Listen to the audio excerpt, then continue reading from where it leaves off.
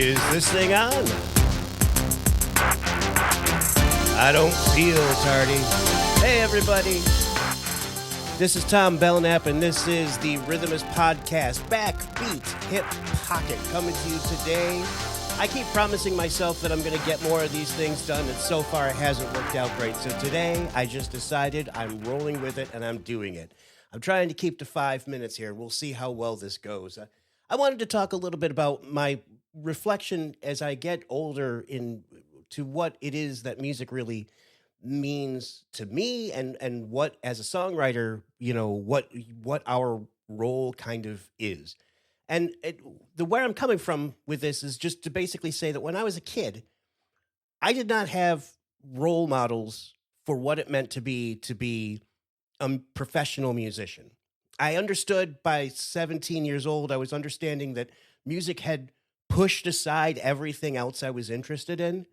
And suddenly I could see its primacy in my life. I could see why it needed to be there, and I wanted to go with it.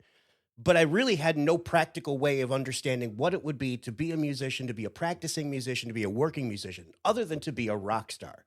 And then if you get to be a rock star, then you get to have access to all that amazing gear that makes all those rock stars so great and all their albums so amazing.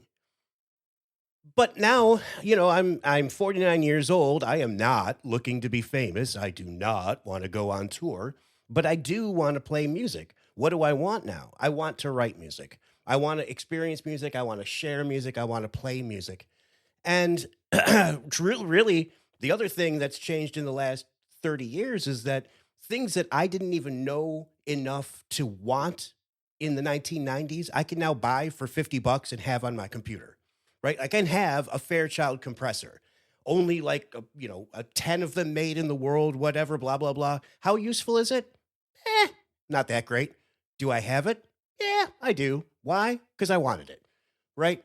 So we don't need to be famous to have access to these tools anymore, and we don't need to worry about the fame, and I don't need to worry about the fame monster myself. Instead, I have to admit that I'm starting to realize and warm to the idea, at least in my own mind, and I don't want to discount anybody else's experience of music, but as musicians, as songwriters, I have to say, we're in the paper hat business. We make paper hats, we make buzzers, we make streamers, we make party favors. We make the things that other human beings decorate our lives with temporarily. We make things pretty for a special event, for a wedding, for this or that. And then most of that music gets discarded. It gets forgotten. In fact, the only reason nostalgia works, the only reason that you can go listen to something from 20 years ago and go, wow, that's amazing, that's only possible if you forget it.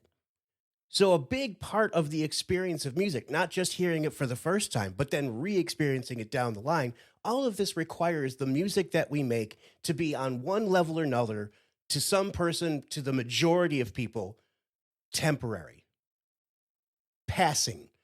They are disposable, if you like. And I know that probably is harsh to a lot of people who, like myself, wanted to, take the world by storm when we started out in music and we were going to write the most amazing music you've ever seen. It's not that writing the most amazing music you've ever heard isn't important, but it is less important than we want it to be for the people that are actually buying it. And, it goes back to what I think about a lot when I think about songwriting. Do I want to be Mozart or do I want to be Beethoven? Do I want to spend my time writing 9 really amazing pieces of music that nobody might hear? Or do I just want to start pumping out as much music as possible, as best I can, at the highest quality I can, but let it be temporary and let people experience it in that way?